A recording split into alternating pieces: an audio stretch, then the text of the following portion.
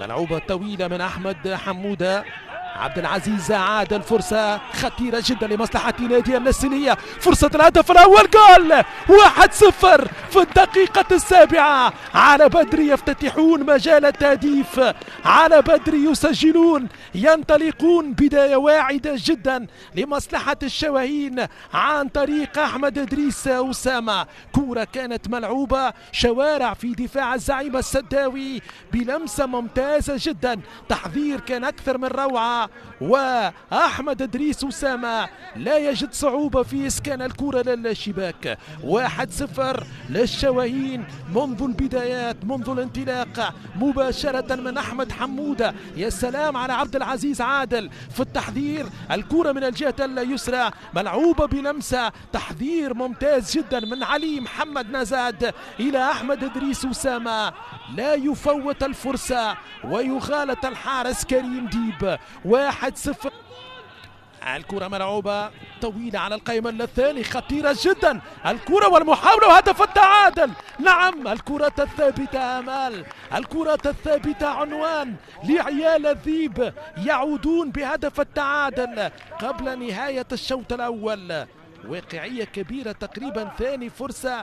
هدف التعادل يأتي بعد ارتباك واضح من دفاع الشواهين. كرة ممتازة على القائمة الثاني ملعوبة، ارتباك في الدفاع، تسديدة، وهدف التعادل يأتي بأقدام زيد برهان محمود.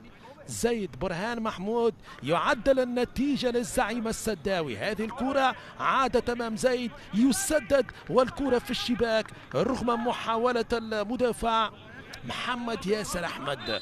1-1.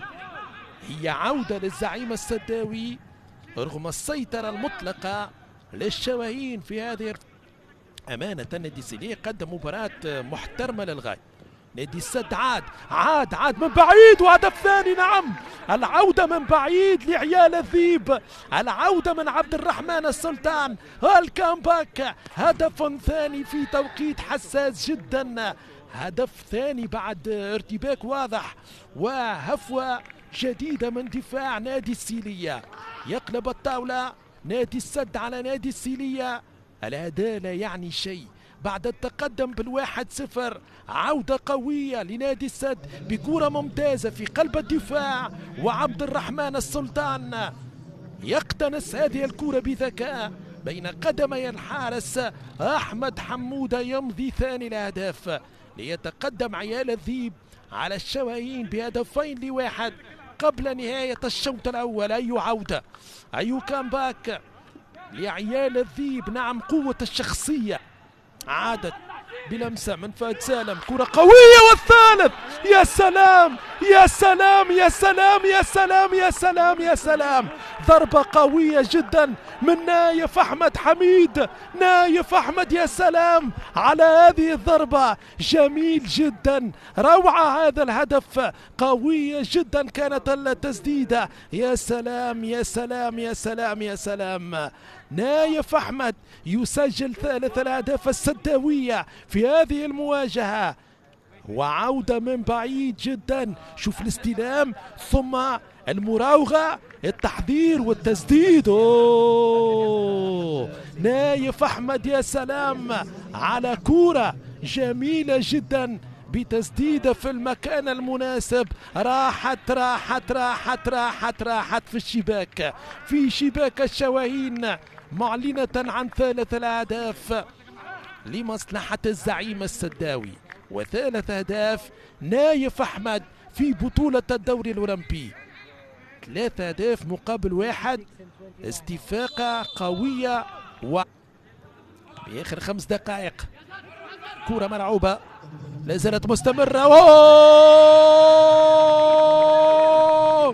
يا لجمال هذا الهدف، يا سالم يا محمد، يا سالم القريشي، هدف في غاية الروعة. 5 أهداف محمد سالم القريشي، والرابع لمصلحة الزعيم في هذه المباراة بكيفية روعة، بكيفية جميلة. يا مجنون يا ساحر العيون يا محمد القريشي، هدف ممتاز يربع به النتيجة من تماس. كرة مرت وصلت إلى محمد سالم القريشي، تعامل ممتاز، ركنها رماها في الزاوية الصعبة على الحارس أحمد حمودة. يا سلام يا سلام، محمد سالم القريشي وضعها بطريقة جميلة للغاية. رابع أهداف السداوية وخامس أهداف محمد سالم القريشي في بطولة الدوري الأولمبي. هذه كرة ملعوبة، انطلاقة من يزن عواد.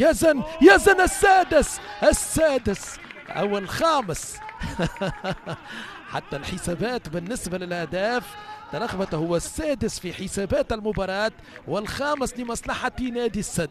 باسل خوجلي اللاعب البديل يسجل 5 أهداف نادي السد، 5-1، 6 أهداف في المباراة، 5 منهم لمصلحة الزعيم السداوي باسل خوجلي.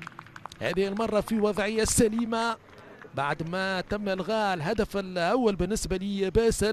باسل ينجح في التسجيل، هدف خامس لمصلحة الزعيم، وعمل كبير مرة أخرى عن طريق المايسترو يزن عواد يعيد الكرة مرة أخرى بحضوره الجميل، بحضوره الراقي،